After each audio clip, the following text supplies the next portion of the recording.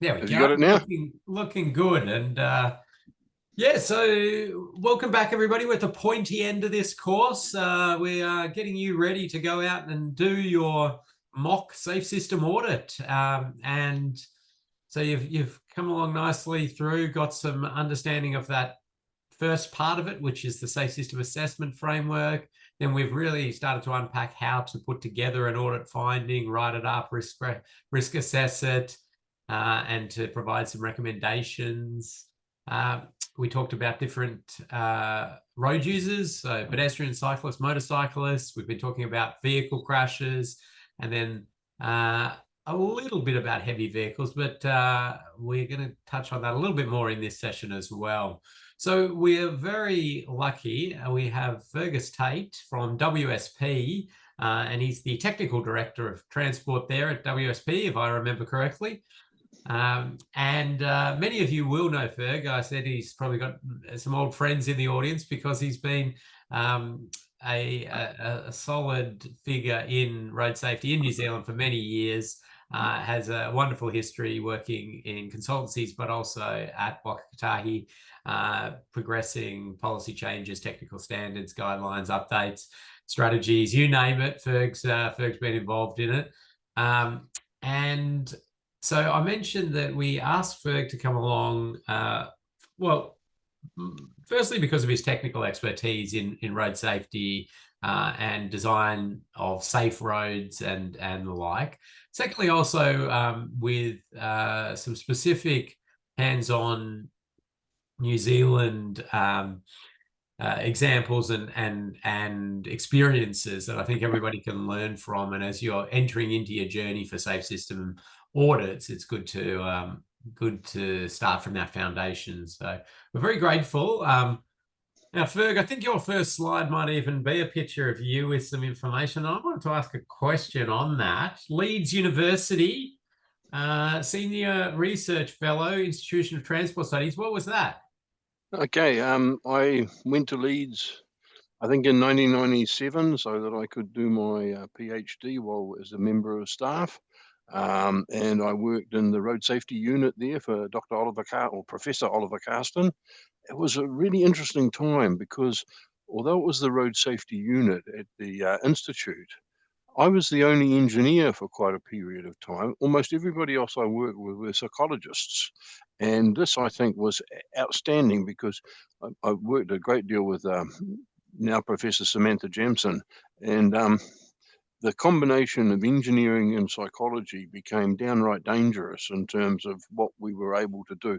There were things that I could see on roads and I knew about from observations, and she could tell you the behavioral foundations for what was going on, and then we could work on solutions. It was probably a time of greatest growth in my life, and I really enjoyed it. So, yeah, I think, one of the great things is getting in touch with people who have a different perspective on road safety, and audit is actually a really good way of doing that.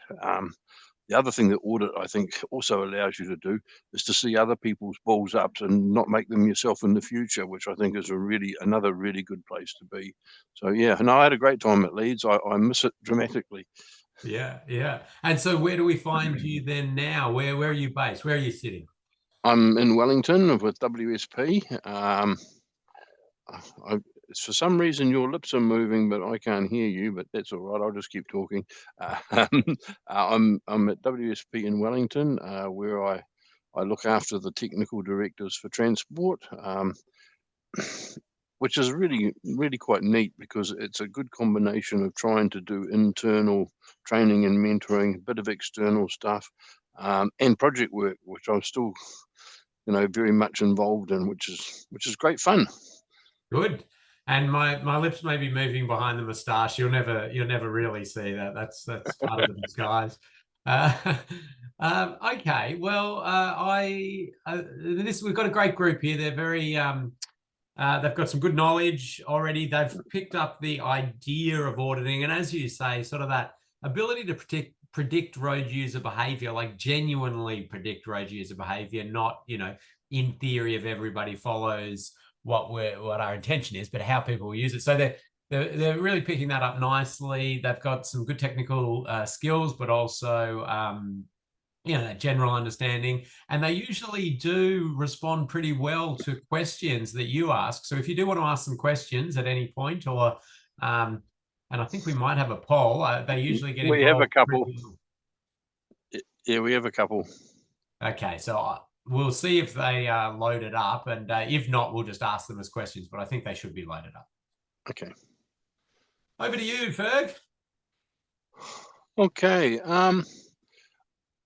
In this module, I want to talk initially about the combination of the safe system assessment framework and the traditional safety audit, which is now in the New Zealand guidelines as the safe system audit guides that came out in 2022. But I'm going to focus more on the audit part, and it's really hard to cover everything in an hour or 2 hours or 3 hours or 4 hours, and you're not going to put up with me for that long. So what I've done is I've selected some things which I think in my experience have come up time and time again. One of those is around drivers' expectations and the idea of crash migration, and particularly working with curves. In New Zealand on the trunk road network, the state highway network, about 30% of deaths and serious injuries occur on curves. So, understanding curves is really important, because that's a place where a lot's going on, even now with new things that we're doing. So understanding that. We're going to have a look at some vehicle design, and in particular the heavy vehicles, the design vehicle and the checking vehicles, and issues with swept paths and some of the problems. Again, this comes up time and time and time again in some of the urban audits that I've been involved in, and it's something that I don't think people understand that well. The number of times I get a planning application and there's not a single swept path in there, and they want to take tankers up to a farm gate or something, and you're just looking at it and you have to go back and back and back and back and back. So I've included that. And then I've sort of looked at the idea of these common issues at the different stages. And finally, I'm going to talk about prompt lists, which I think are really, really important, particularly when you're starting out. So I'm going to launch into this. This is the Safe System Audit Guidelines. And as I said, it's a mixture of the traditional safety audit and the Safe System Assessments Framework. And Ken, I know, has talked to you in quite a lot of detail about the Safe System Assessment Framework. But what I sort of started off with is, when we're looking at the stages of audit, and we've got a little poll coming up here about I think my slide has come up a bit quick, but what you find is that as we move through the stages of project development, things become increasingly less abstract.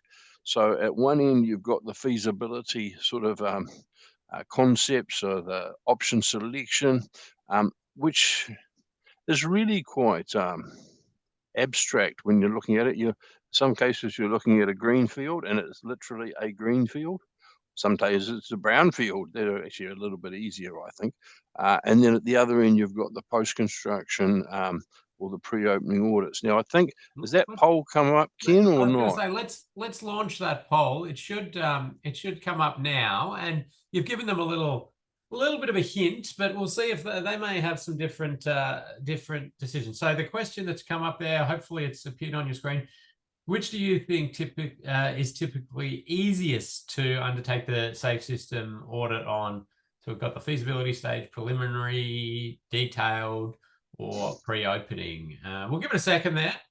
And that's yeah, coming in nicely here with answers, and we'll display it to the group in a minute. I'm not sure, Ferg, if you see it live ticking away, or no, I don't. I just see something which says hosts and panelists cannot vote, which is a pity. Okay, because I know the answer, and I could have voted. Well, you know your answer, but Yeah, yes, no, I agree. I agree. Okay, I'm gonna end the poll now, because we've pretty much got everybody there and sharing the results. So hopefully you'll see them now. we actually have quite a bit of a spread there. Pre-opening stage, so once something's built, is our winner. But feasibility stage came in there early, which is an interesting one. And not so many for detailed design. So that's interesting. Ferg, what are your thoughts on those results? Well, I actually think I agree with the team that the pre-opening stage is probably the easiest to work on because it's there in front of you.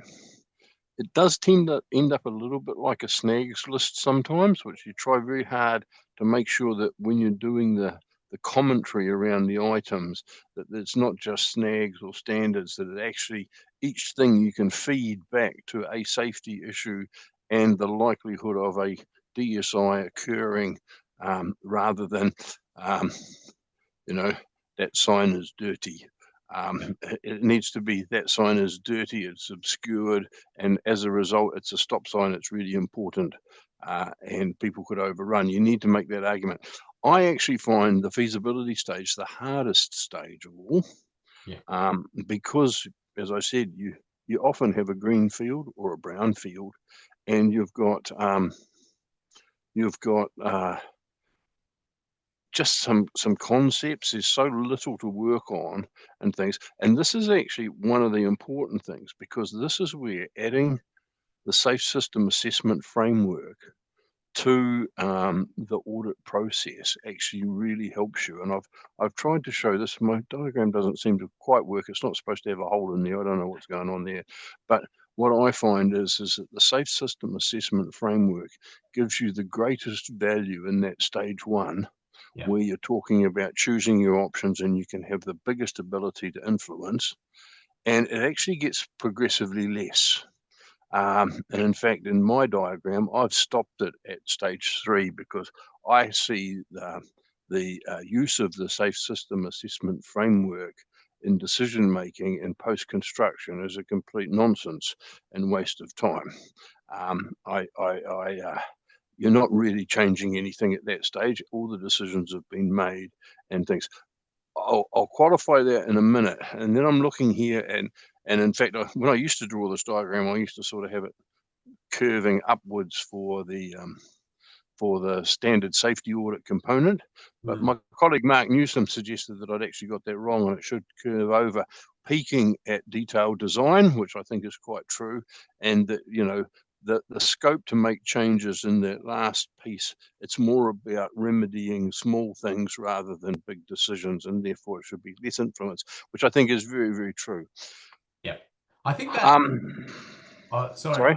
I was just going to say, Ferg, I mean, I think that's a wonderful diagram, and I think it also kind of illustrates a little bit why people should be getting the safe system audit process done earlier in a project, even though it can be harder for the auditors in terms of not knowing anything. But you've got more chance to make fundamental changes, don't you?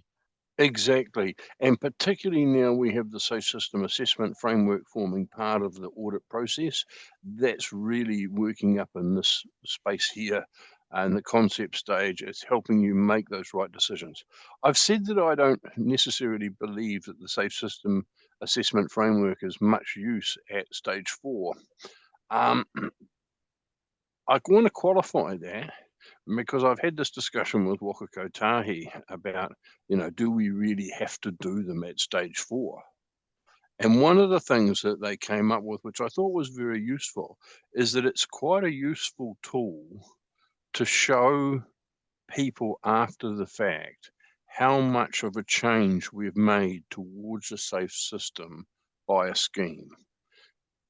So when you finish the project, and you can say, we've actually taken this from being, hardly compliant with the safe system to being quite heavily compliant with the safe system.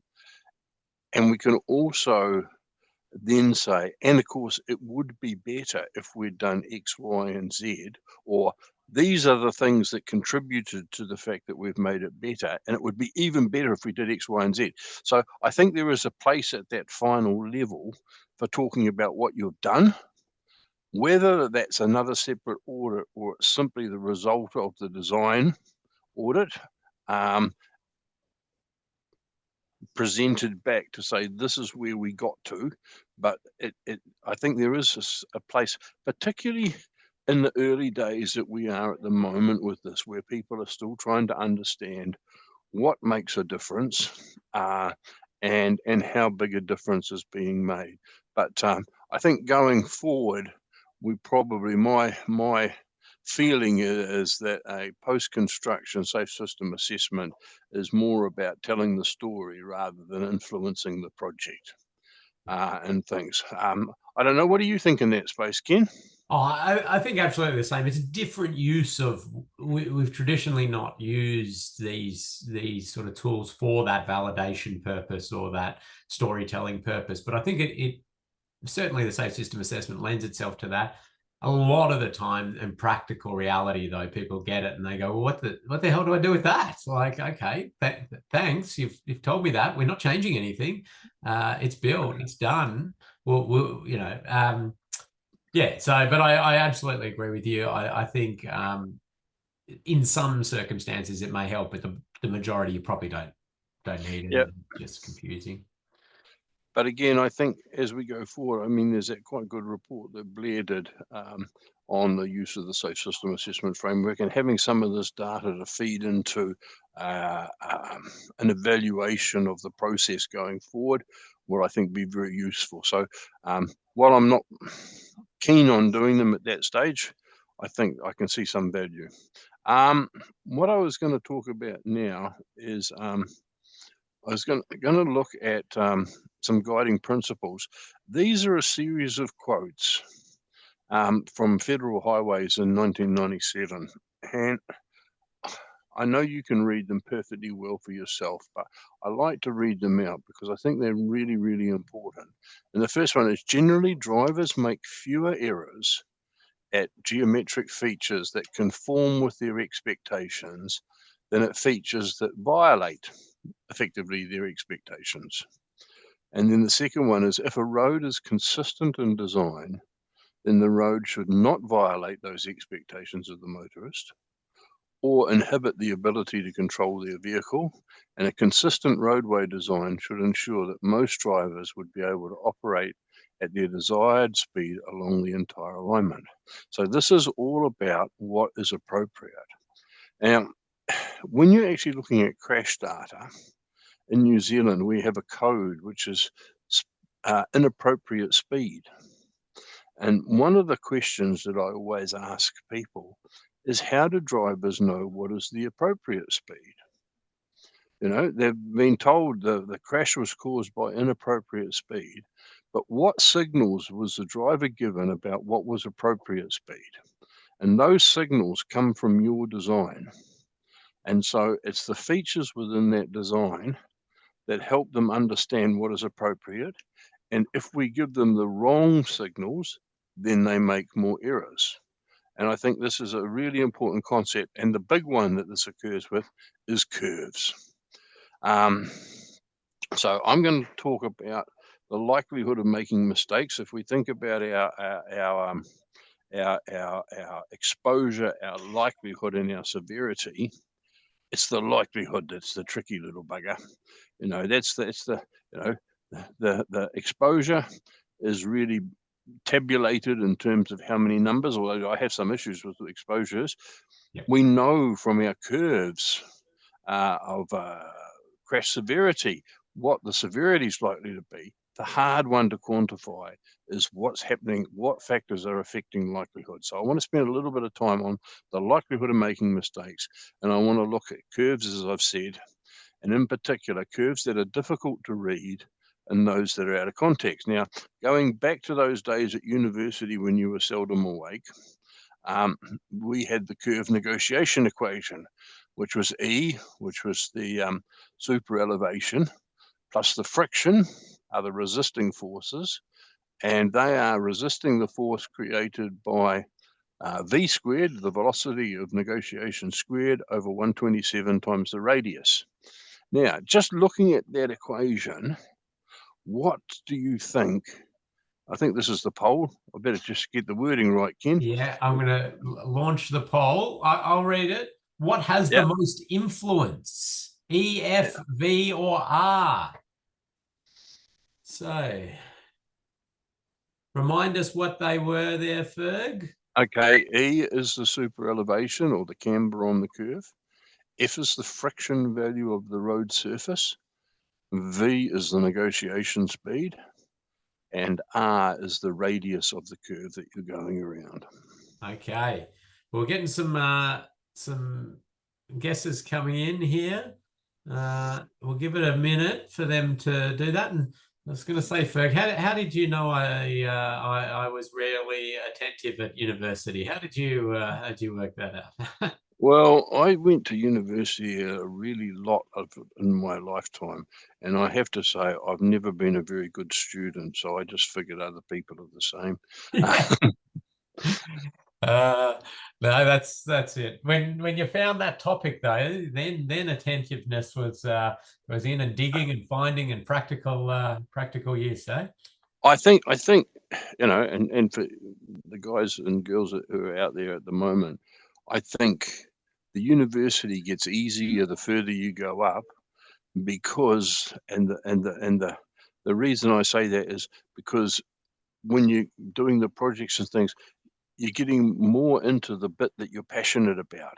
Right. Learning some of that first year stuff that you're never going to face again is a little bit soul destroying. But as you go further, so I would solidly recommend if you've got an inclination to do masters or diplomas, postgraduate diplomas, or PhDs, then you seriously look at it, because I think you can be quite passionate, and you can get really excited about it going forward. And this is a really good result. Yes.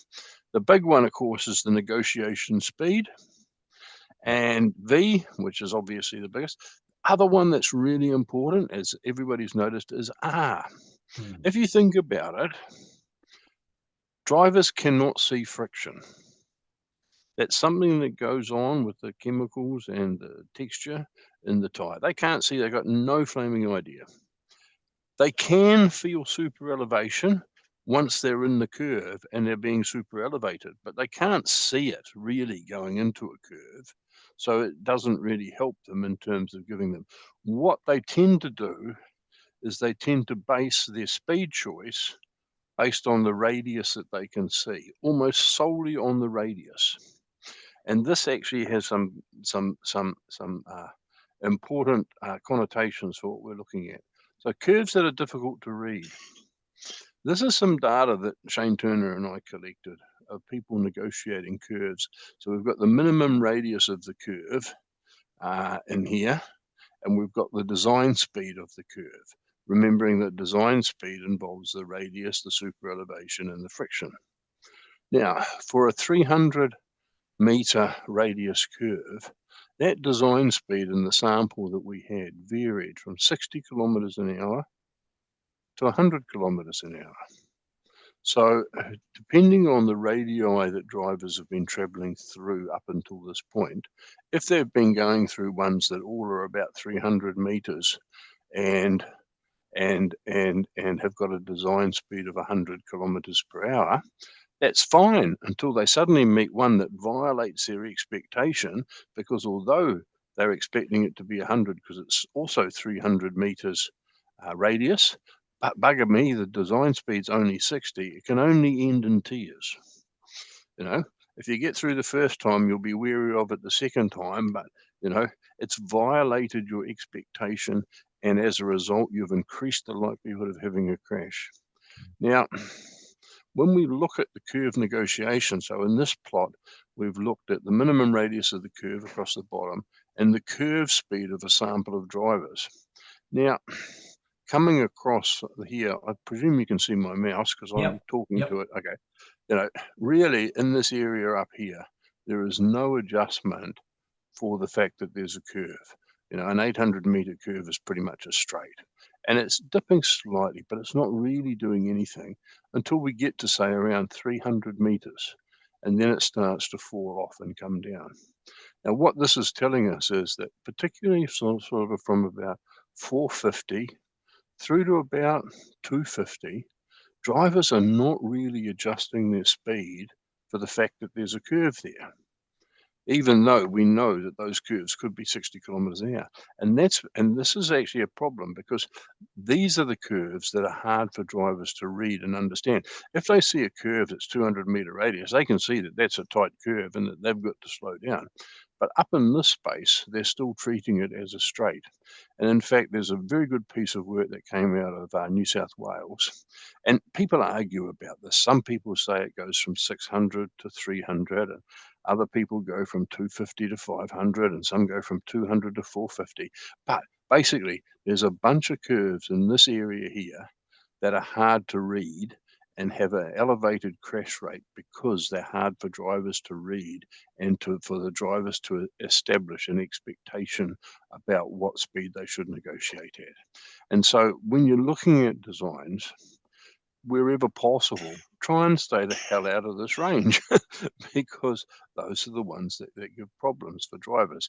And, I'm looking in here, at the 350, again, this is the 85th percentile speed, but again, it went from sort of just under 95 to 110 in that 300 meter radius portion.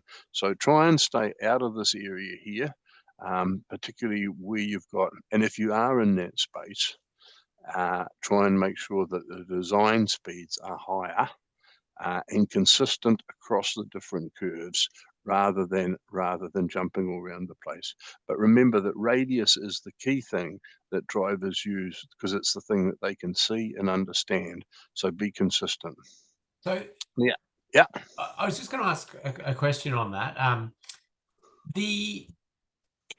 So for any sort of greenfields or major works where we might actually have influence in curve radius and those sorts of things, I think that's super important, as exactly as you said.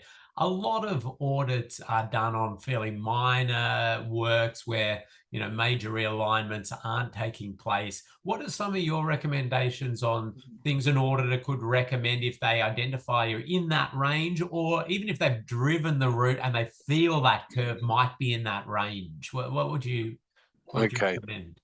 I think there's a number of things that you can do in that space. I think the first thing is, what I'm trying to say is, be aware that there's a problem with those curves. Yep. And then once you're aware, what is it you're asking, what is it that you can do? There's a number of things that we can do.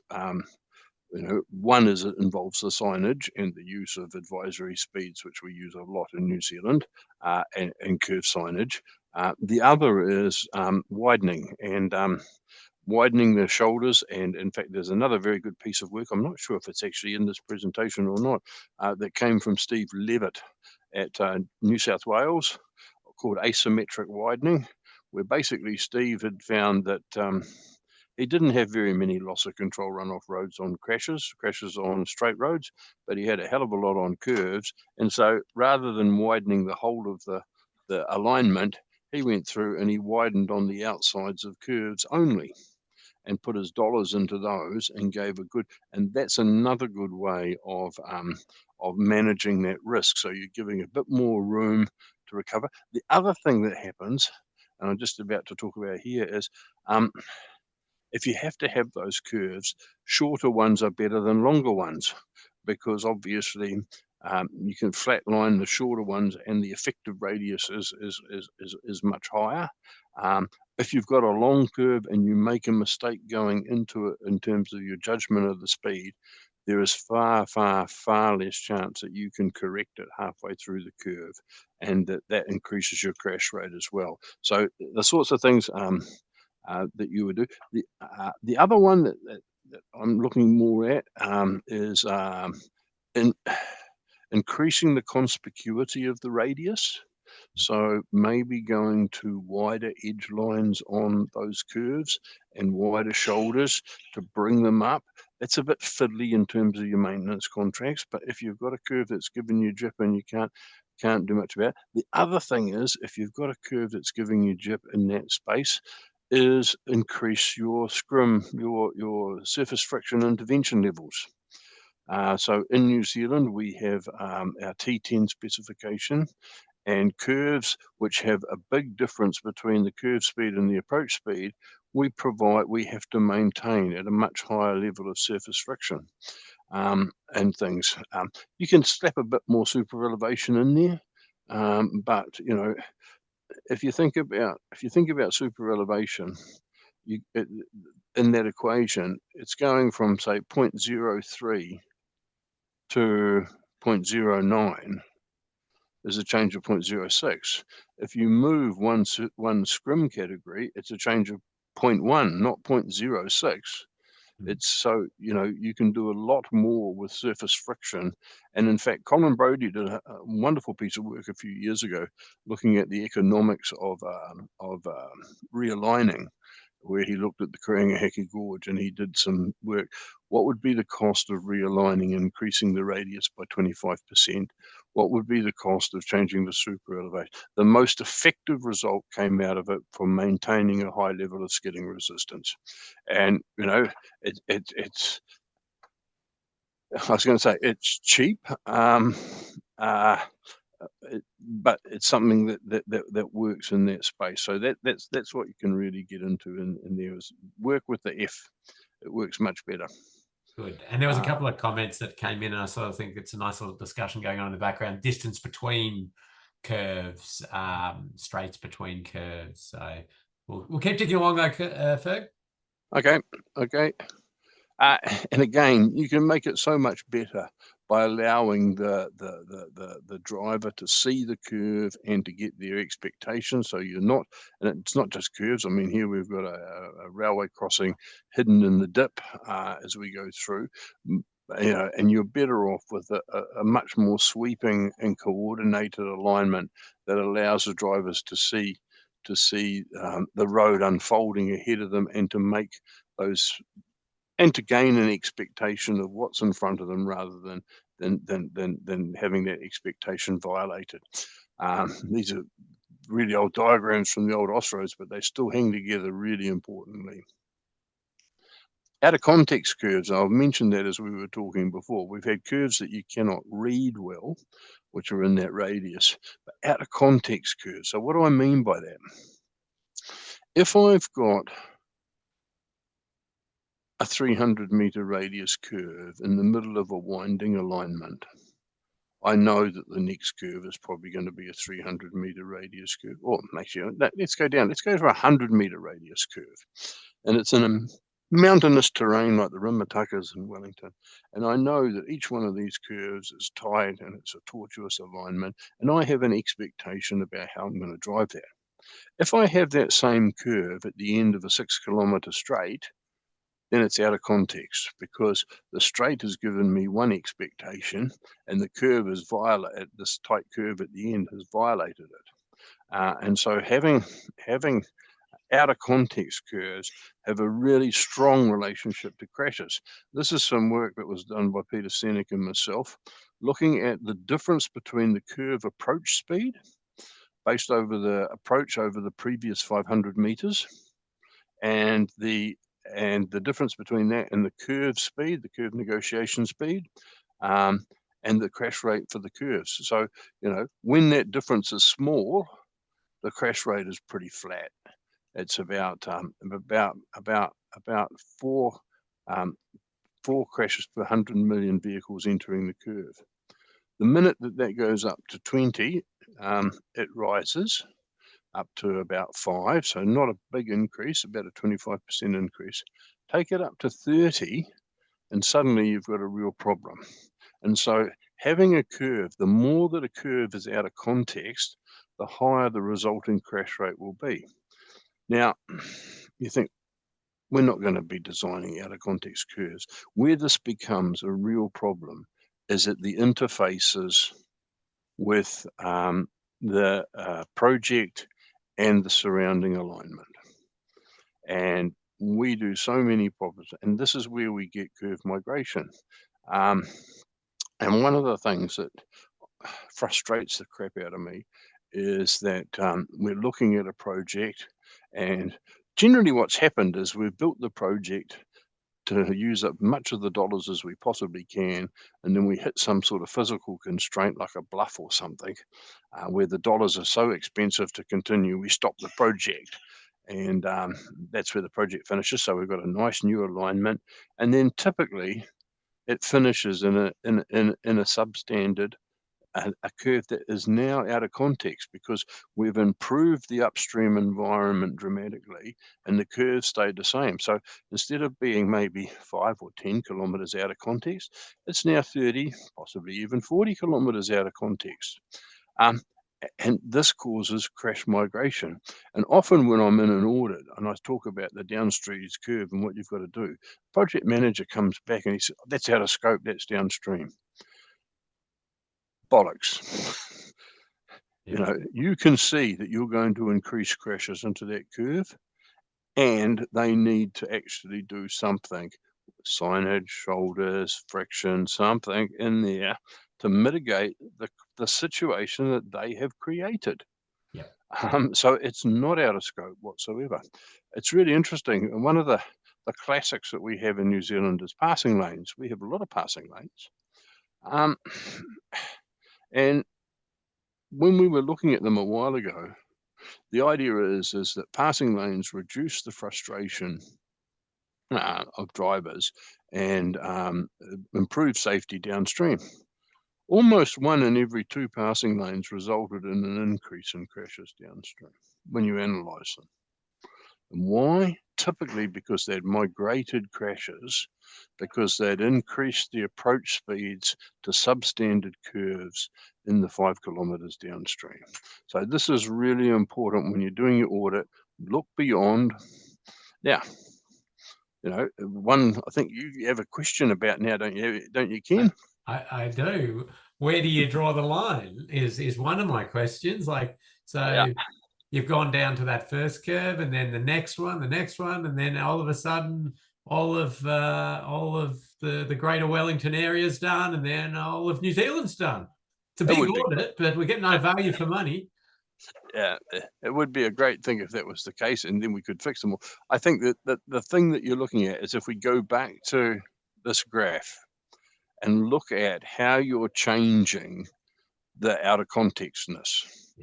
If we look at our curve and it's now here, but the next curve is only here, then we probably don't need to go beyond that. But let's look at that out of contextness as we're going through. And I mean, in the old days, it used to be try and step down in 10 kilometre an hour units, or you could go up to a 15 kilometre an hour unit if it was a single step down. But think of this graph and think, have I substantially changed the degree of context for the subsequent curves? If not, you don't have to comment on them. Yeah. If so, then you need to comment on them. The other one, I think, is a good example of this sort of philosophy in play is that more urban style blocking off a right turn facility, and yeah, sure, you've substantially improved the safety at that location, but of course they're going to then migrate to another spot to make their turn. And I'd always sort of then have a look at that, but then I wouldn't sort of, do macro modeling of the whole area to try to understand all of the altered movements patterns associated with this. There's going to be a fairly obvious one where people will go to make that turn, and that sort of is the limit of that change. Yeah. Yep, exactly. Okay. So I've knocked that one off. So this is an example from out at Whakatane, where we've got a fair number of loss of control crashes on this first curve in this direction for the westbound maneuver. We got some odd ones just further around on the next curve, but when we look at this, what I've plotted here is I've plotted the crossfall, the super elevation in orange, so that's the camber. So as we go through and then I've plotted radius, 1 upon radius. The reason I plot 1 upon radius is that a straight ends up along the axis there, and the tighter the curve, the further up and down the page it goes. So I find this a very useful way of looking at geometry. This comes in New Zealand on the state highway network from the high-speed geometry vehicles that we have, but they also run the local roads. This is the curve in question that we're talking about in here. Now, this is a really interesting curve because if we're looking at the blue line, we come into a curve at this radius. It flattens out and then tightens up to that radius. and it flattens out, and then it tightens the crap up to this radius. So if your driver is coming along and he looks at this curve, or she looks at this curve and goes, this is the radius I'm negotiating at, and sets my speed, oh, that's all right. Oh, hell, it got a lot tighter. And then, oh, hell, it's got really, really tight compared to a sort of a more traditional curve, which looks like this. The other thing that's really good about this curve is right here at the peak of the apex of the curve, the crossfall falls off for some reason, whether it's because there's been a localized slumping or something like that. So right at the point, so you've come into a curve, where you've possibly misjudged the negotiation speed because you don't see how tight it is until it's too late. And all of the sort of things that will help you get around this curve are suddenly whipped away from you without the rug. And not surprisingly, what have we got? A whole bunch of flaming crashes on that curve. You know, it's quite simple. So, you know, when you're looking at designs, you need to think about this context of the curve and whether the curve is in the hard to read range, and things, and then look at what sort of things that you can do. Now, I think next time I'll add some more slides, but I think I've got some relationships with the asymmetric widening and things like that, which are really important. I'm going to talk more about the design safety audits now, and things, and just, you know, knowing who's going to use the site principally and really is really important. And the traffic data that's associated with this, particularly around heavy vehicles, the presence of cyclists and pedestrians, and although crash history shouldn't drive what's going on, you should be able to see most projects have some component of trying to improve safety. So you should know what safety it is that's trying to be improved and whether that's being traded for unsafety in another area at the same time, I think. But this is sort of the basic foundation for who's going out. And again, I believe that you need at least 2 people, preferably 3 on the audit team, because you get those views. Otherwise, you can go down your own little rabbit hole and write heaps about those particular rabbits and miss all the other rabbits that are running around in the field. So having a group of you really helps in your whole consideration of what's going on. One of the ones that really gets me is, as I said, is the heavy vehicles. These come up time and time again, and it's particularly important who and what volume of vehicles, particularly heavy vehicles, are using the site. Now, I've got a question. Who can tell the difference between a design vehicle and a check vehicle? All right, type this one into the chat. It's not a poll, and I think we better give out a prize for somebody here. We'll see what comes in. Berg, and give him a second. I'm trying to remember whether I talked a little bit about that in when I was talking about pedestrians and intersections and where pedestrians are storing to cross and those sort of things in our pedestrian module. I might have mentioned this in passing, but we'll see. Nobody seems to. Oh, here we go. Check vehicle occasionally needs to use the design vehicle will use it regularly.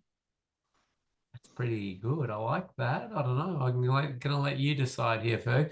One is general. That's a comment. Design vehicle, specimen vehicle for the X percentile. Design vehicle should track within the traffic lanes. Check vehicle can track over the traffic lanes. Check vehicle is the actual vehicle. One's the actual. Design vehicle is usually for the normal vehicle pass to pass the road, and the check vehicle is usually longer than that. Lots of good ones in there. Anyone that particularly stood out for you? Yeah, I think the key one is design vehicle should track within the lanes, which I think one of the people said, and the check vehicle is less regular use. So the design vehicle is the vehicle that's regularly using it and needs to stay in its own lane and not encroach on the adjacent lanes or shoulder. And the check vehicle, you're allowed to use occasionally, and it can stray outside of the lanes and encroach um, um, over, and I think you've talked about the pedestrian issue, but it can encroach in terms of its swept body path and things like that. But it's not a regular vehicle, and it's special in terms of it can track outside. But this is the important one. Now, one of the big things is not every design vehicle has to be an 18-meter semi. No. Okay, you know, if if you're doing a rural road or something and you've got tankers to a farm, then that's probably your design vehicle. If you're in town, it's seldom that it's going to be an 18-meter semi. It might be if it's in if um, if it's a freight route or something like that. But the other thing I think to be wary of is coaches, particularly in urban areas. Everybody goes to, oh, you can get a B train around here, an 18-meter semi. A tour coach without steering axles has a far greater swept path than something that's articulated. And a lot of people don't really pick up on that, and they can cause you more problems.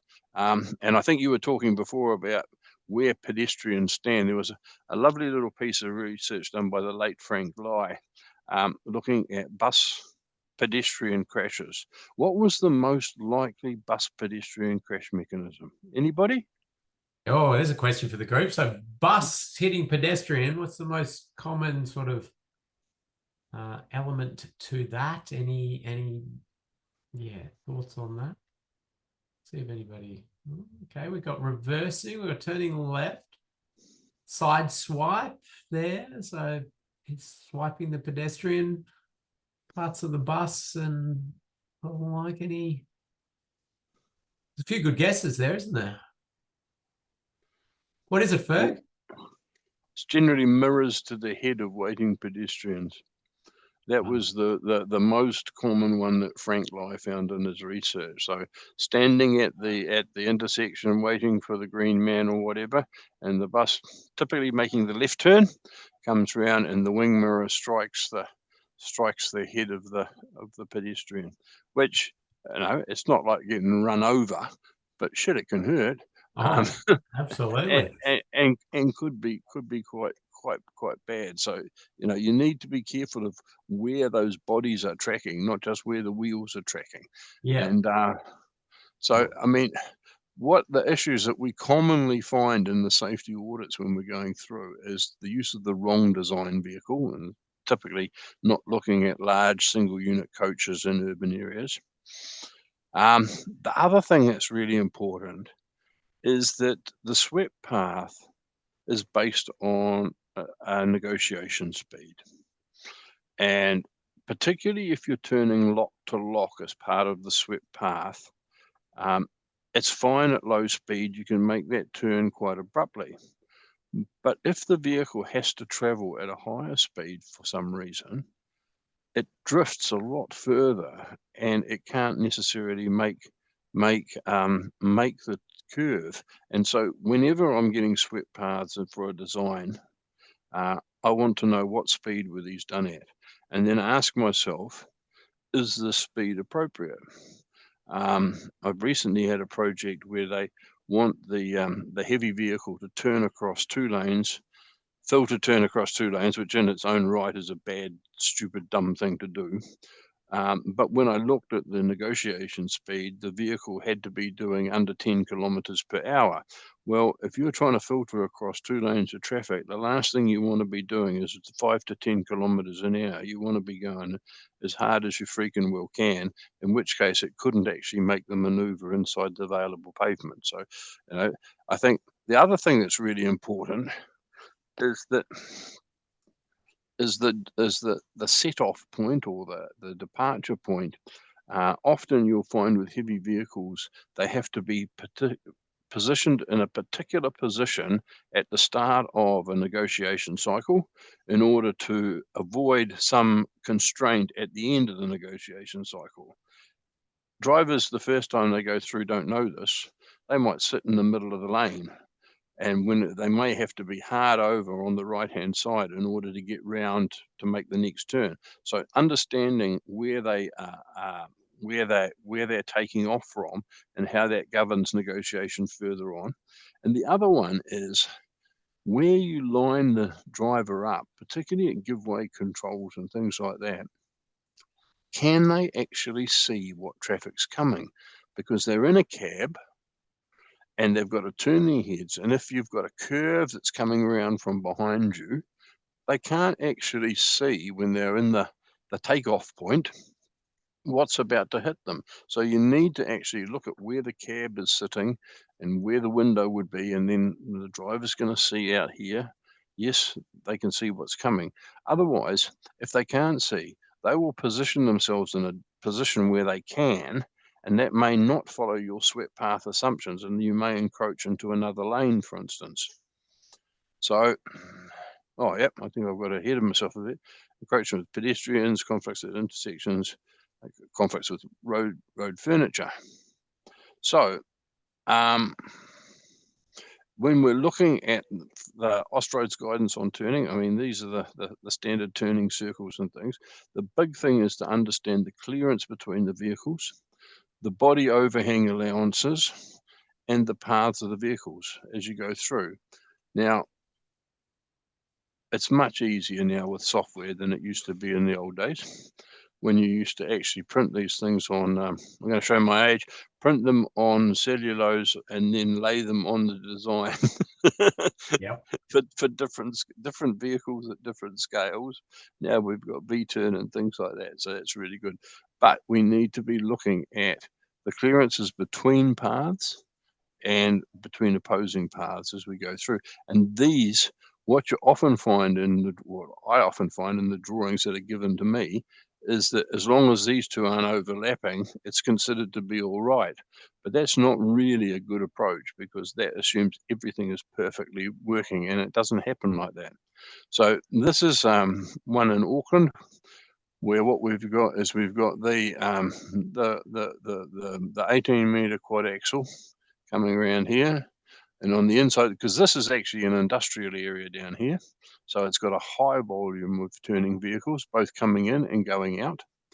And we've probably got a single unit. We don't have to have two quads next door to each other. They can actually talk to each other and won't do that.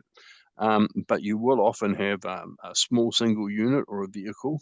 And as we come around here, see if I can do this. These are incredibly close coming through this area here, and they wouldn't actually be able to turn. The other one that's really interesting in here is this one here. Although this is a signalized intersection, the only way that this one can actually go is to encroach right into the opposing lane over here. These turning circles, which I was given, I think this one here is for 10 kilometers per hour, which is probably quite realistic if you're pulling off from a stop. But if you're coming up as a good truck driver, Will, and that's just turning orange, you're not doing 10 kilometers per hour. And then you can't actually negotiate round past this at anything like 20, or in this area here. So, and again, we've got issues down here. So looking at these plots, to look at the separation, to look at where they're sitting inside the lanes. This is actually a giveaway. It's not on the signals, but this is on the signal. So they can wait until that's clear before they end up in the opposing lane to get round. But it's not a good design. This is one of Ken's. And the thing, this is, whenever I see something like this, alarm bells ring. Because when I used to drive buses, coaches, in my spare time, and the idea that I'm going to do a half a turn, go flat, another turn and round is nonsense. When I do this, I make a single curve that goes right through there, and that's how it works.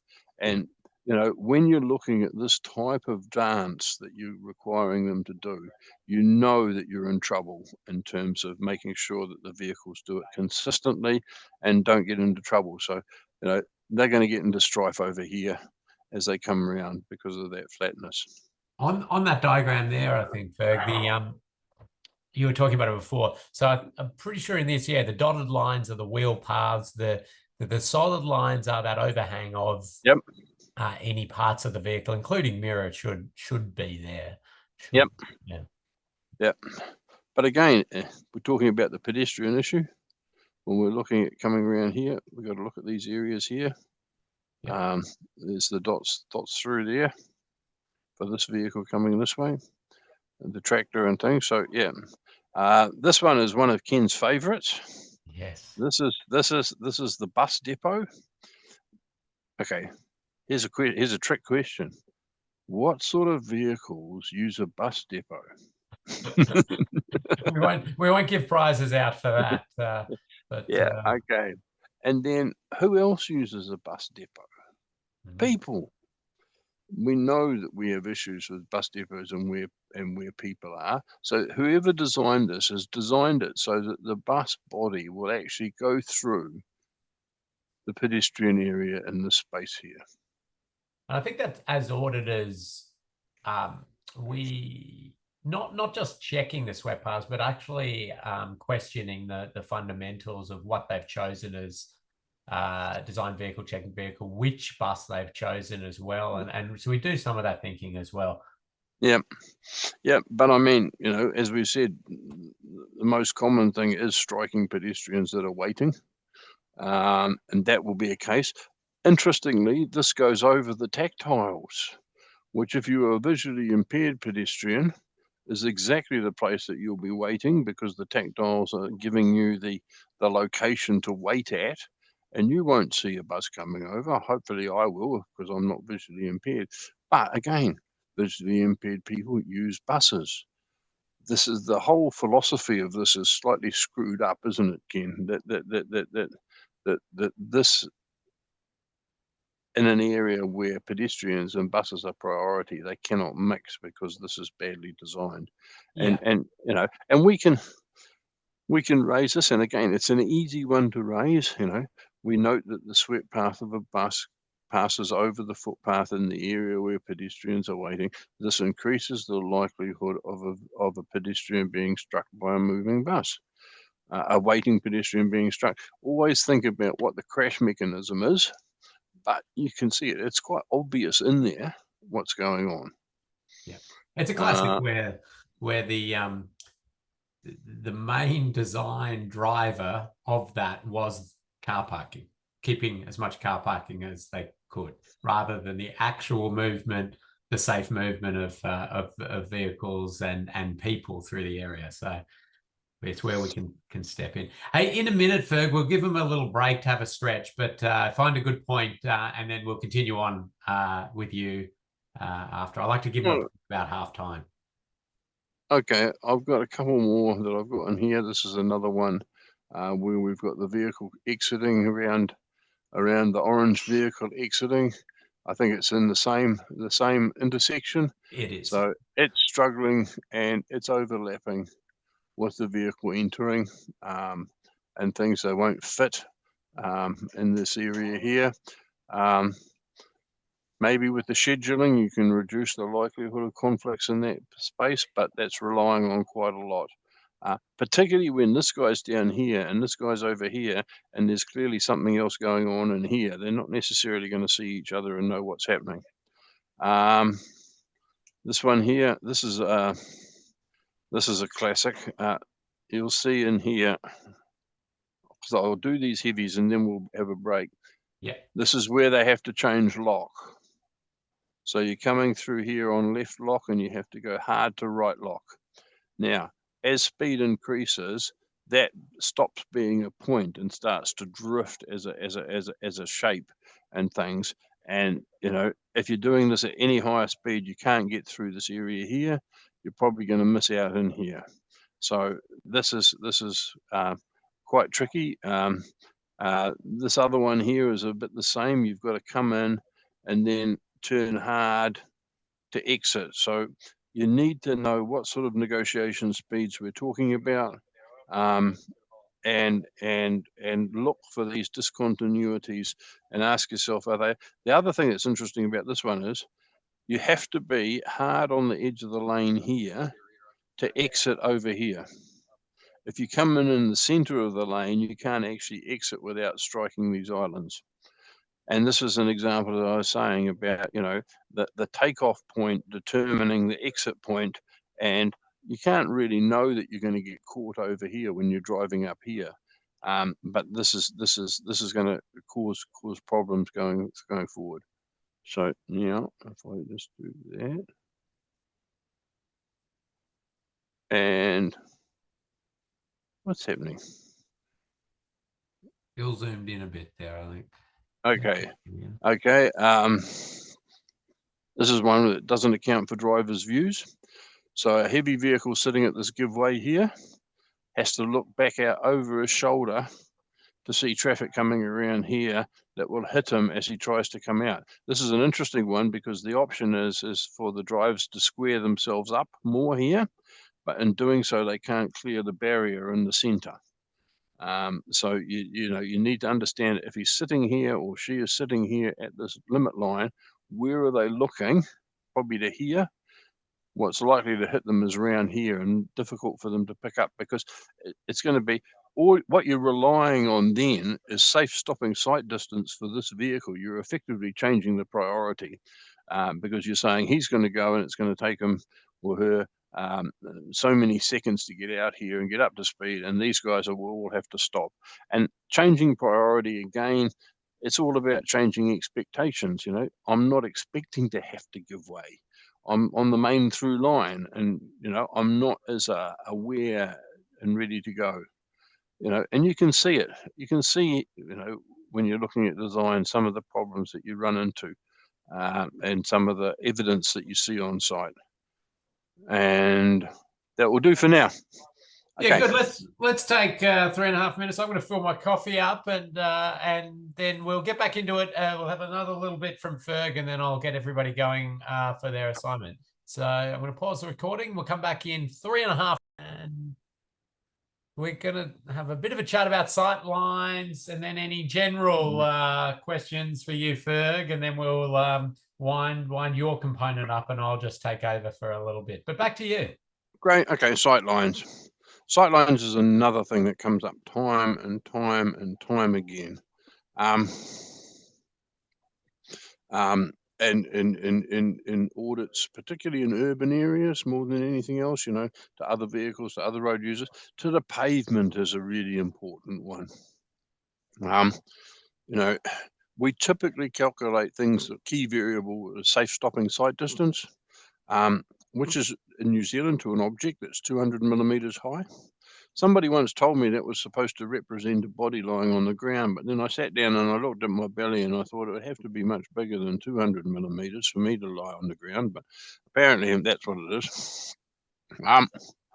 But, in a lot of places where you haven't got good delineation or separate delineation, you need sight lines to the pavement in order to see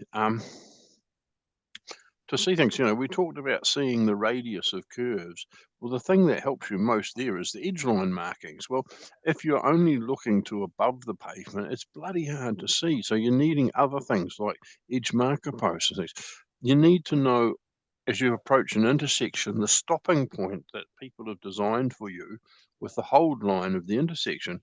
Not, and in fact, just up the road from where I live, there's one where you don't actually see the stop line till really late. And what we do have is a whole lot of collisions with the barrier on the other side of the intersection because people are coming in too fast because they don't know their stopping point because they can't see the symbols on the road. And so it's really important to look at your sight lines. And they will be, taking into account the things that are going to happen: parked vehicles, road furniture, trees and poles and vegetation, all of these things. And I've talked about stand-up angles at intersections for vehicles already. But Now, the common ones that we have are around the safe intersection sight distance, which is calculated from typically 5 meters back, and looking at the approaches, watching out for things like fences and buildings that limit this here. And then in the long section to the vehicles coming through from the eye height to the top of the vehicle. But watching out this top diagram, the number of times that you get parked vehicles in this area here, or trees and buildings and fences in this area here that disrupt those sight lines. This is a classic example of Ida Street, which is one of Ken's photos. So we've got Ida Street here. It's a right turn out, left turn in. We've got a few things going on at this intersection. Some trees, some fences. This one's beveled back a little bit, but it's still tight in here. So we're looking, if we're actually at that intersection, now it's bloody hard to see, but if you have a look there, you can see just the touch of a white top of a car, which is that white bit there, just there. You know, it's so close that if you were looking and thought there was nothing coming, by the time you're in the center of that intersection, that Merc is going to hit you, because he hasn't even got safe intersection, safe stopping sight distance to stop before you at the operating speed of the road. You know, and what you'd probably have to do is remove some of this parking to improve it, and that goes down like a cup of cold sick usually, but you have to do it.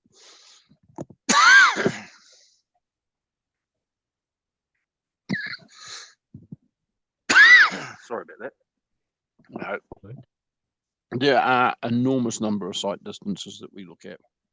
I mean, the approach sight distances, we've talked about the safe stopping sight distance.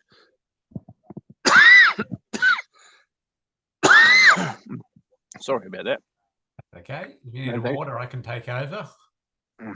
I'll be all right. I think I'll make it. Okay. Water's miles away. The manoeuvring sight distance for an alert driver to perceive and go around, take evasive action. That's a really important one. But probably the safe stopping sight distance is one of the problems. Safe stopping sight distance is always put up as the minimum that you have to provide. You've got to remember that if you're doing safe stopping sight distance for the mainline vehicle, you're effectively changing the priority. You're saying, I'm not relying on the side road vehicle to give way, I'm relying on the mainline vehicle to give way. And that's not their expectation as they come down the road. So again, you should be using much higher levels of reaction time and things because it's not expected and things. But working your way through the sight distance, some of the common issues that we usually get in the road safety audits of intersections, I've listed there. I think we haven't talked about see-through effect. So we're just looking at that at the moment and whether we can do a billboard campaign about don't guess the green, or is this my green or something. And that's the classic as in signalized intersections in town where the signal, the green that you see is not your intersection, it's the next one down the road. Another see-through effect that you get, particularly in rural areas, rural crossroads, where it just looks like the road is continuing through. The intersection has no conspicuity. It's got no target value. And so the sorts of things that you're getting is, people barreling straight through, not even realizing there was an intersection there because of that see-through effect. It's because the intersection has no target value. So, you might put in central splitter islands, get those signs in closer. I mean, typically on a rural intersection, you put your give way or your control signs quite a way out to the side because you've got heavy vehicles turning and you don't want them knocking them down all the time.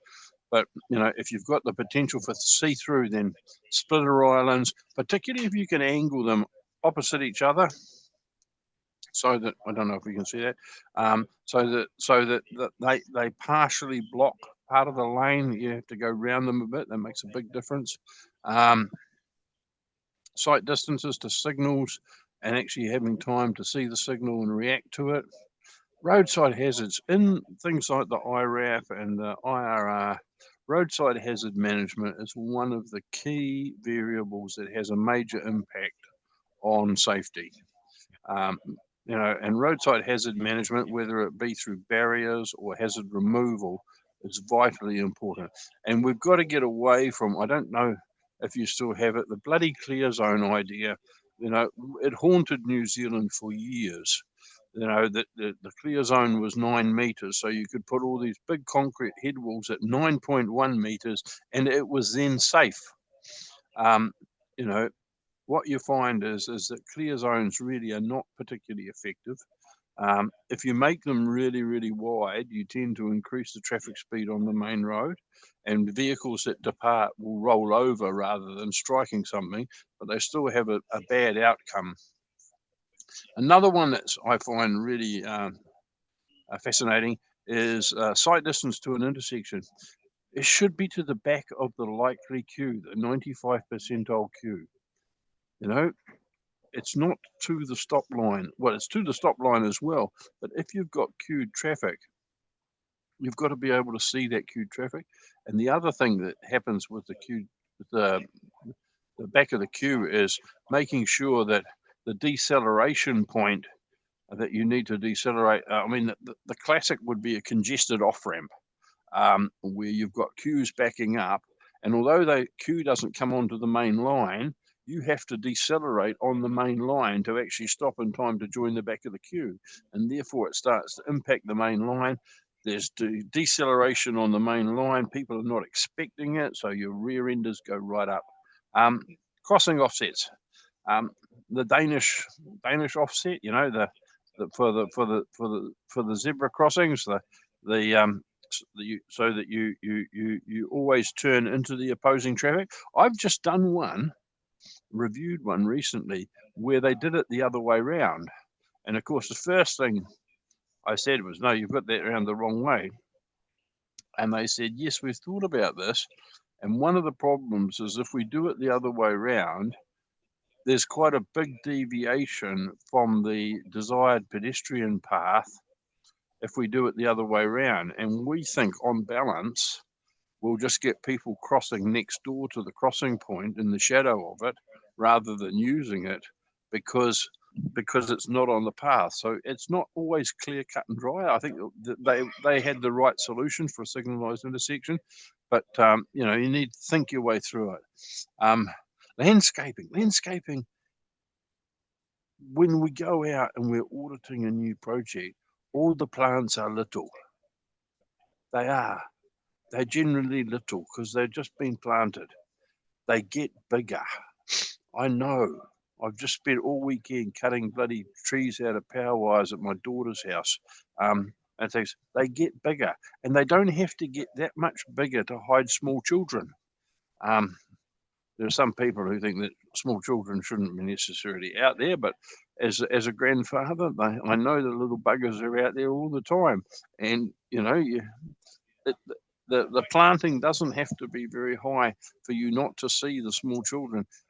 They don't actually look for you. You have to look for them. So you've got to be really careful. And the other one is paint. Ken, you're a motorcyclist, aren't you? You just love paint, don't you? I have a motorcycle license. I don't ride actively anymore, but yes, paint. We've talked about this in the motorcycle session, a little bit in the bike session as well. Yep. Yeah. I watched one the other day when I was coming up to the office. A guy on a little step through stopped. He was coming into the intersection. I don't know why he did it, because you could see the straight through arrow marked on the road, and that's where he braked, and it was all over Rover. But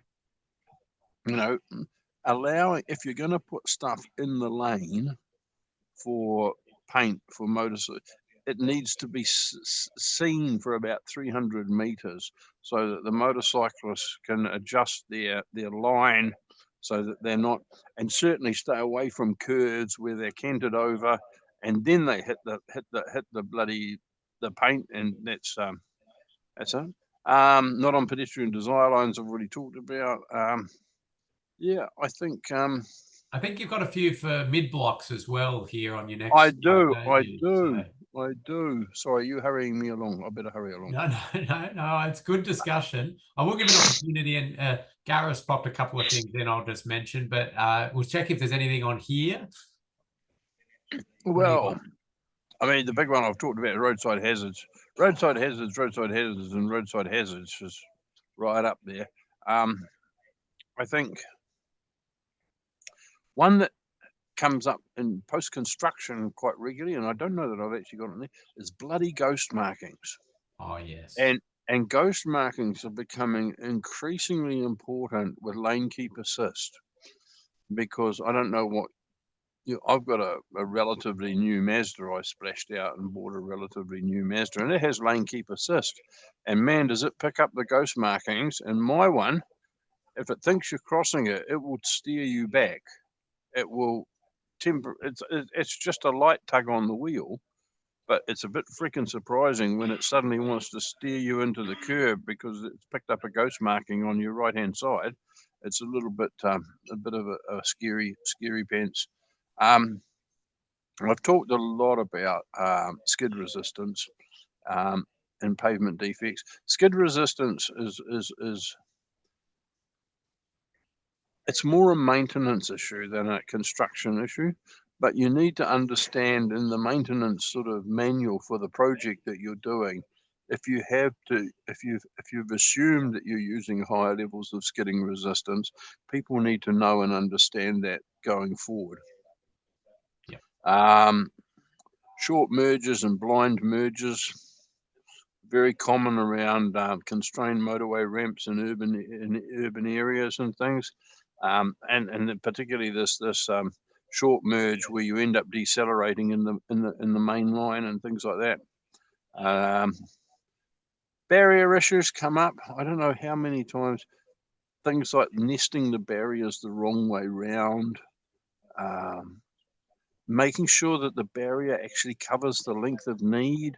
I mean, I don't want to do another whole session on barriers, but you got to remember that with barriers, for most barrier systems, the first 5 or 6 posts are designed to roll over and let you pass behind it. Well, if you pass behind it into the hazard that you're trying to protect, then there was absolutely no freaking use to what you've done. So, barrier issues and roadside hazards are probably the biggest ones. And one of the things that I like to work with is the prompt lists. I've got in here the Off-Road's Guide to Road Safety Part 6, but prompt lists, I still use prompt lists. Most of the prompt lists are hierarchical, so that they have detail in here, but there's nothing worse than going out to site, thinking, right, we've done everything, jump in the truck, go back to the office, sit down, start writing up, and you go service manhole locations. Oh shit, I never checked that. And it's 3 hours from where you are to the site, and you're hunting desperately through your photographs. Oh, that's another aside. Photographs. Photograph the living daylights out of everything. You don't have to pay for film now. You've got digital cameras. You photograph everything, because when you're writing your audit report, you could write that at the third lamppost on the right-hand side at chainage, something or the other, you can write bloody 4 or 5 or 6 or 7 lines to describe where it is, and then 2 lines about what it is you're worried about.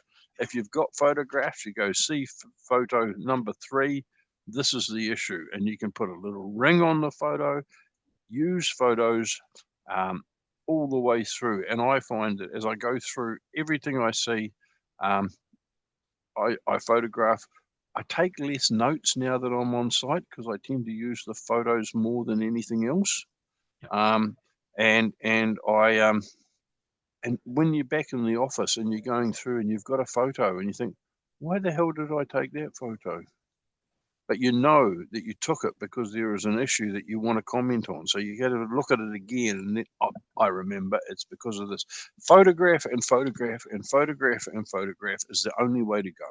And now you can edit photos and draw all over them, and it's just madness to write and things. But going back to prompt lists, if you look at the sort of Are bus stops safely located with adequate visibility and clearance of the traffic lane? So that's the detail.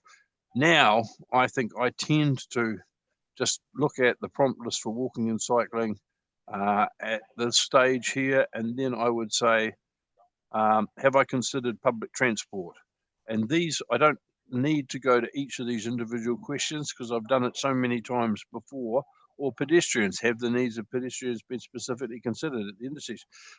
Just these top levels help to trigger, to make sure that you've cleaned everything off before you leave the site and you don't result in rework or worse, something being missed.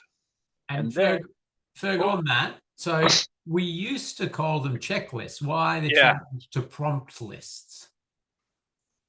I don't know, to be quite honest, because I think there was at some stage people would actually include their bloody checklists in the back of the audits, which I thought was the most pointless thing under the sun. But it prompts you to think about what's going on, not this is okay, that is not okay, this is okay. But I still sometimes call them checklists because I'm old and I can't keep up with the times. No, you're right. You're right. There is a couple of things. The people adding them to the back, but also people thinking that if they'd covered off everything in the checklist, there was absolutely nothing else that could possibly be found, that it was fully comprehensive. And we needed to make sure people thought holistically and thought generally and realized that this was just some prompt starters, exactly as you used it always. So. Yep, no, I think they're really valuable. Well, that's me done. Yeah, well, there have been a couple of questions or comments that I think they're worthwhile. So Gareth popped in there a little bit of a good one for people to think about, which is around urban areas, crossfiles, town centres and verandas for these larger vehicles. So not just thinking about that on the ground, but also the full vehicle envelope. So that's a good one. And then one which I think it'd be nice to get your take on, Ferg, in the, this modern world we live in with AI, and Gareth sort of contextualized it in the sense that the specialty of geometric designers is thin on the ground.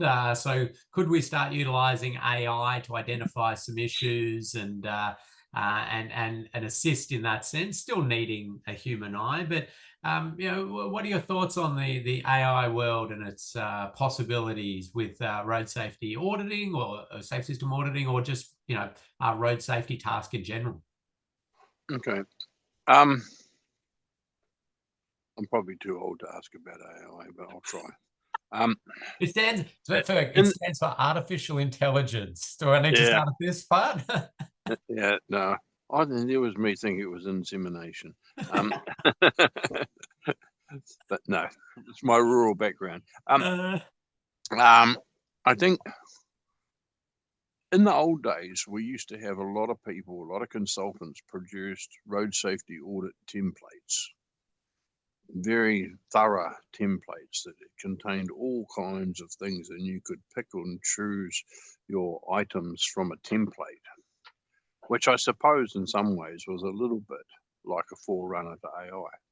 What I found came out of it was you ended up with a very vanilla solution, and while it covered off the regularly occurring things, it didn't cover off the special stuff because that wasn't regular. It hadn't learnt, you hadn't learnt about those sorts of things. So I mean, I've used it just recently. We had to write a health and safety commitment statement. I asked Chat GBT to write one for me, and it gave me half a page, and it looked exactly like something our health and safety executive would have written. And in fact, they said that they could have written it, and it just proved that they're all transformers, robots in disguise.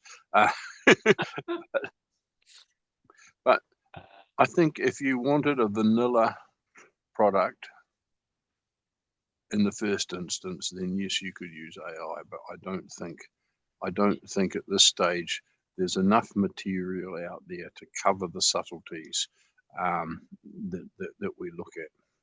Yeah.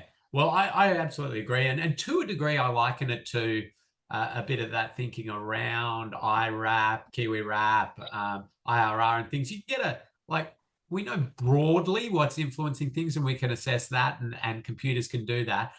Once you're into a site and looking at the details and the context, there's so much in there. I mean, eventually, the computers will be better and better and better, and they're always getting better and things are possible, but I think we're a long way off that at the moment. But another question before we let you go and get back to those audits you're doing, Ferg.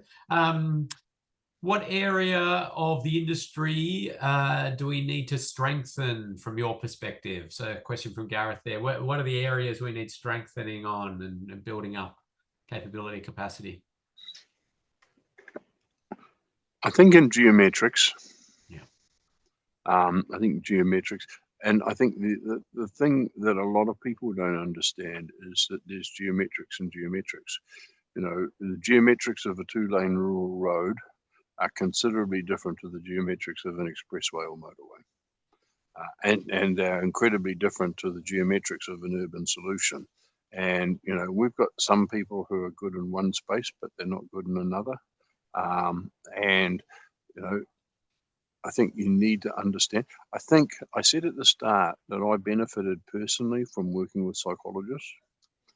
I actually think that's an area that people should be looking at, because I think the reason that I want to be closer to them, it's not so often people say to you, oh, it's the driver behavior, it's the driver behavior. If we could fix driver behavior, we wouldn't have a road safety problem. So it has to be a psychological solution. That's nonsense. It's the combination of psychology and engineering. So the psychology tells you what drivers pick up on, and then the engineers use that information to have a better system, so that you can modify their expectations and you can direct them. I mean, one of the classics that we have is science. There's some very good work by Sam Charlton at Waikato University. I don't know if he had people drive a route regularly in their simulator, and halfway through he changed all the direction signs to German and nobody noticed. And what does that tell you? That tells you that, while we can put up signs as a pair of underpants, cover your ass, they're not actually achieving a lot in some circumstances. So I think strengthening the link with behavioral human factor psychologists and improving geometrics are the two areas that I think need more work. Good. Well, I think that's a beautiful spot to us to close out your little session, Ferg. But I do want to thank you for taking time to do this. It's always wonderful to have that combination of solid research background with practical on-ground experience and knowing what works. So thank you. And of course, Ferg's contact details are in the front of the slides as we put. Of course, you can contact us anytime to get in contact with Ferg if you need. He's always a great person to have a chat with and have a beer with if you find yourself in Wellington. And so thanks, Ferg. I'm going to kick on with prompt lists a little bit more. Okay. See you, Ken. Thanks, everybody. See you later. Bye. Thanks, Ferg. Okay, so I'm just going to cover off a little bit more on prompt lists. Ferg's done well there. The prompt list you find in the back of the Austroads Guide to Road Safety Part 6, which is being put into the learning management system. As Ferg mentioned, they're there to prompt your thinking. They start with this front loading, which are essentially context questions. They help you as a safe system auditor understand the context of the project. They're just initial questions that you could talk to your client about, getting an idea of what's the purpose of the project and what do they know about the road users in the area. Again, you're just jotting your notes down. You might have lots and lots of other questions you want to start with, but they're there as a little bit of help. And then they split up, and Ferg showed you one, which was H6, the walking and cycling prompt lists, and that's pages and pages of questions. But you can see there's local alignment, general aspects, intersections, walking and cycling, traffic signals, line marking. They are really useful for people early, starting out auditing, just wanting to make sure they're covering a lot of thinking. They don't cover everything though, but they're there to help you, have a think about all those different bits and pieces. So that's all I'll say on prompt lists, really. You don't hand your prompt lists in. They're there to just help you with a bit of thinking, a bit of guidance on that. They don't cover everything and they don't cover all scenarios, but they can be useful.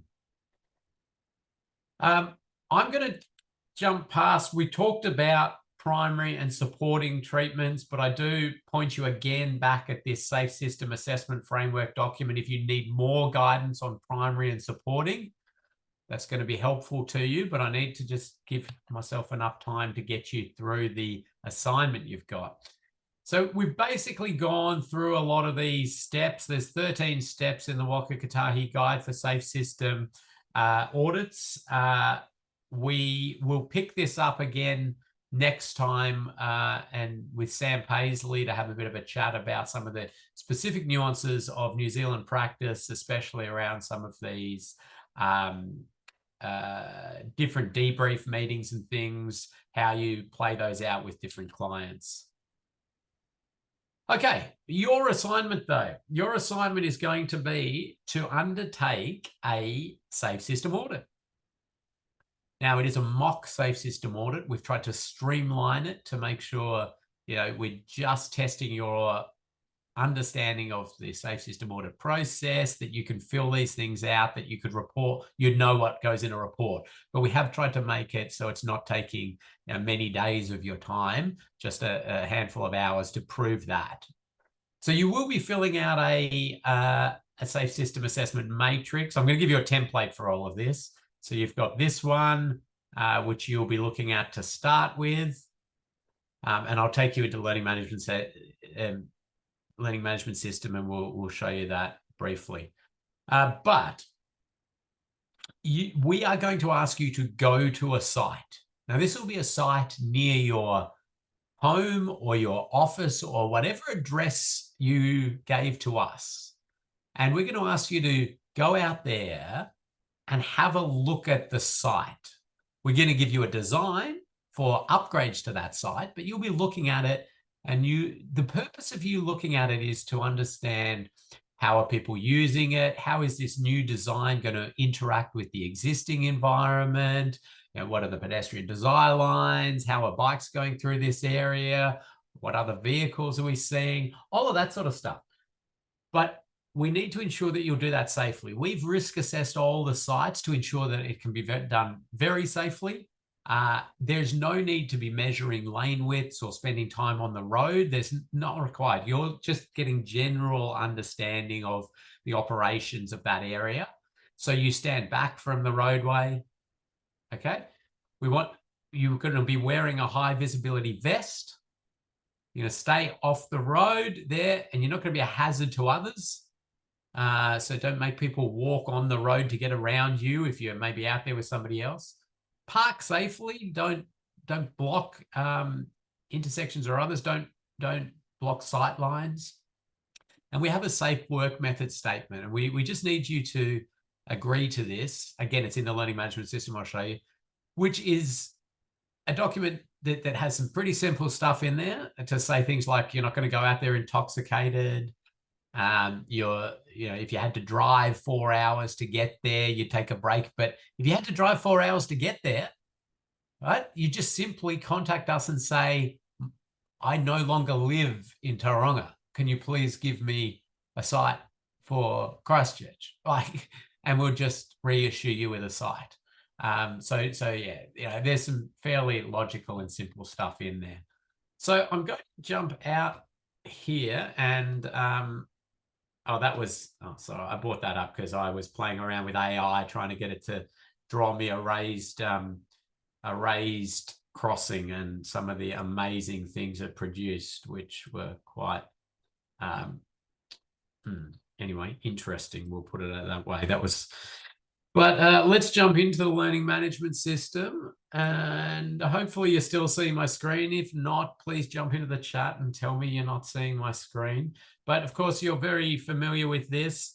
And we are now down here in module 5. So we get onto module 5. You've got Ferg's presentation in there.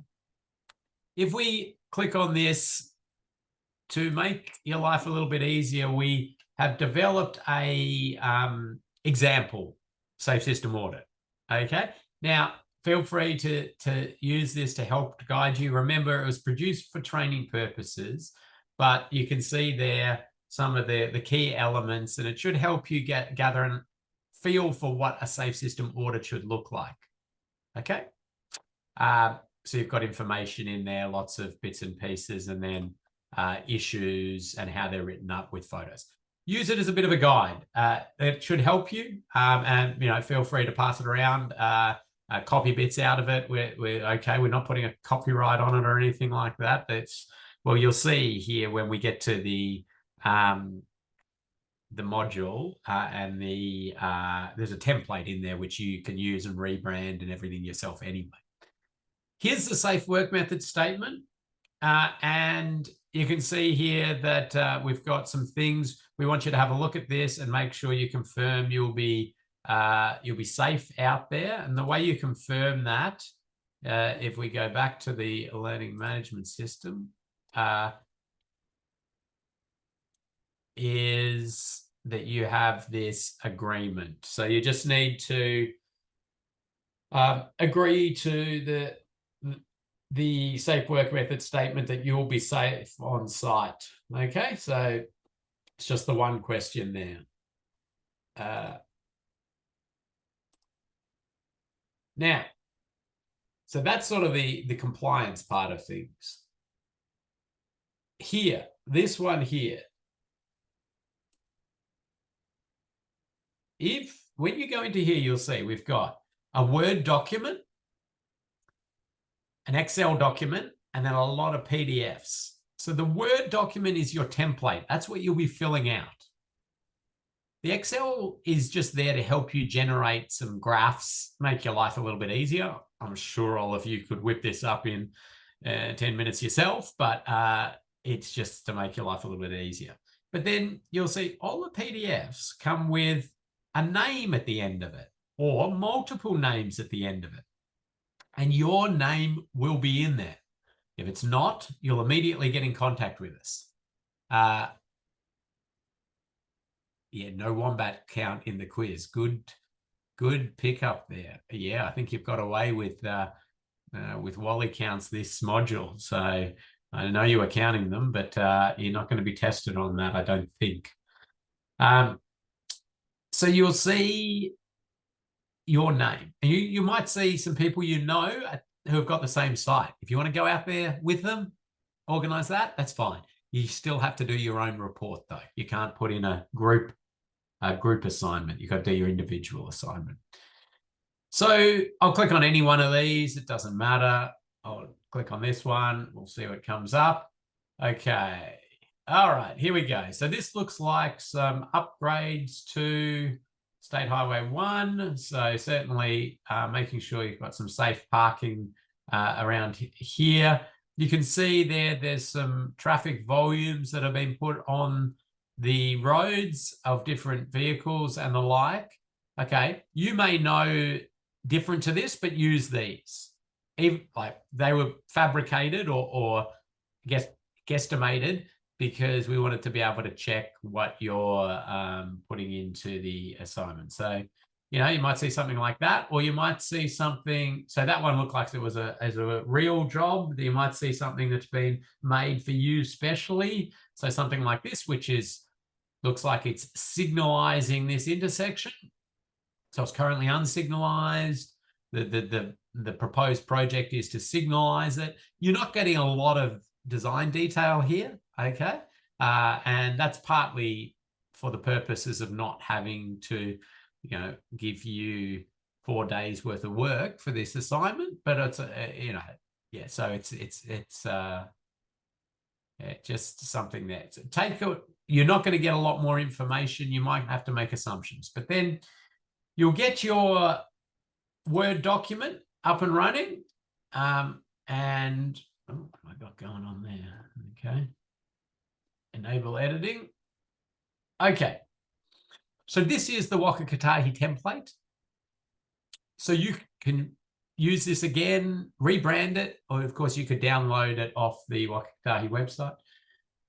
But we're going to ask you to go through and fill out anything we've highlighted, okay? So some things we've crossed out because we just don't want you to spend a lot of time writing stuff up that we're not really marking you on. Just what is highlighted, okay? Type of audit, team, any meetings or the like. So prompts, what's the function of the road, these sorts of bits and pieces, proposed works. You can put a snip of the design that you're looking at in there. Okay, and you're going to replace this graph with yours after you've done the first part. The first part is to do your safe system assessment. So you go through and you assess the existing conditions. You go back to a previous module if you need a reminder of this. Existing conditions, so what you see when you get out there, you assess all of that. Then you copy it, you paste it, you create a design option 1. So then you're looking at your design. What's changed? Cross things out, add things in, and then you get 2 different sets of scoring, and you create a graph using the graph generator, and you'll place that in there. I'll go back actually to the graph generator there because just to show you, it's very, it's very easy and very intuitive, I'm sure. What's going on here? Oh, yeah, there it is. Sorry, I went on to another screen and I had some roadside risk calculators up. So it's just simply there to put, a graph in there for existing conditions. And then, you can go through and fill that out. So it just produces you a graph, and then you could snip that, or you could just copy it, but we can take a snip of that. And then we'll go back to the Word document, and after you filled all that out, you can take that, delete that, paste in the new graph you've produced. Easy as that. Fill in your scores. So that's your first thing you're going to do. Produce that existing conditions, produce the design one. It's going to help your thinking. It's going to help quantify the safe system alignment of this new project they're doing compared to the existing conditions.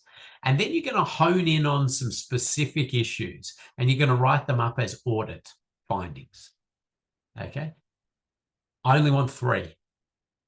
All right. There might be 25 things you want to talk about. Just write up 3. Okay. And so in this, you're going to write a description. You're going to come up with a risk rating by putting in a probability and putting in a severity, and then finding your resulting risk rating using this. Remember we went through that? I can't remember what I just put in there, but anyway, then that's where your risk rating goes. You're going to write in your issue, follow the recipe. So issue, risk rating recommendations, but talk about the issue, the crash, factors that are influencing the risk, any standards and guidelines, and come up with a recommendation, categorize the recommendation, safe system categories, put a little snip of the design or a photo if you've got something there, and that's a nice finding. Do that for 3 issues that you find. That's it. We want you to then, you can just summarize in a very brief conclusion, add a photo of you on site.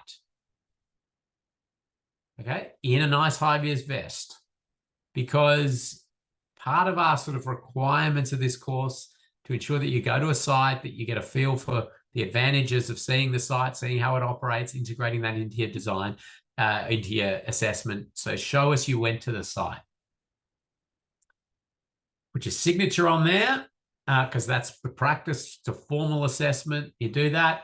Safe system auditor in training. If you want to put a company, you can. And that's it. It's going to take you a bit of time, take a good few hours to sort of pull this together and get it all right. But the big advantages you have there are that you have an example. You've got an example report, which you can look at. The example there. You've got your design, and you could be out there on site with others if you coordinate that together.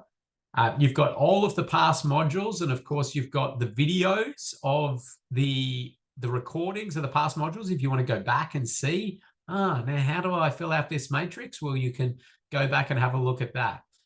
In the resources document here, you've got the Safe System Assessment Framework.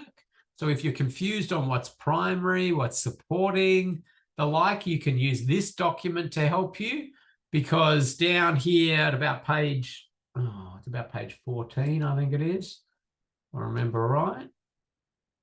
Yes, starts about, am I right? Page, 14, 15.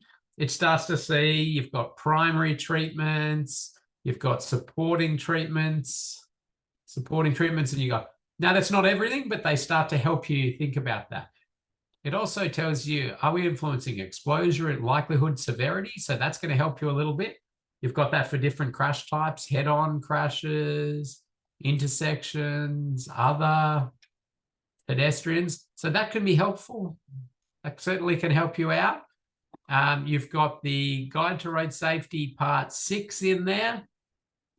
So you'll be able to go to that if you want, and go all the way down here to prompt lists. Gee, where are they? Appendix H, prompt lists. And you can see front-loading questions. But then here's all your prompt lists. If you're struggling to find issues, work through some of the prompt questions. Lots of things to think about. Lots of things that'll start the brain juices flowing for road safety issues. So they're all in there. And of course, there's other reference documents in there, but you'll do that, and you will upload it as you always do, and you're getting very good at that now. You upload it, and when's it due is a great question. Friday the 10th of November. Okay, so you've got 9 days and 13 hours. So we do have another session, and that's a great opportunity to ask questions. That gives you a good bit of time, but you do want to get a wriggle on. So have a look at it, work out what you're doing, download the templates, get yourself prepared, get out there, start moving it on. And it's a good amount of time. Questions can either be saved for our next session, and you can type them in and we'll chat about them. Or, of course, at any point, you just simply email through, and we'll organize a one-on-one catch-up to help you. So we'll get one of our senior auditors to have a Zoom call with you, or a Teams call, or whatever it is. Or you could just pop an email question in and we'd be able to help you. If you can't find your site in there, you can't find your name, quickly get in contact with us. If it's too far away, get in contact with us. If you're unclear about what it is or the scope of works, get in contact with us. But just move it through, and of course, you've got 3 attempts at this if you're struggling. Most people manage to get through quite nicely, just following those key steps that we've been through. But pop any questions you've got into the chat now.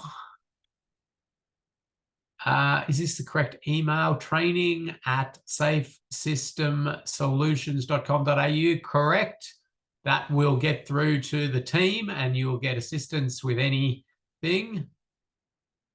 Am I going to shave the mow off for November? No, I'm not. Oh, Sure, that's a good idea. Maybe next November that and start again, start afresh.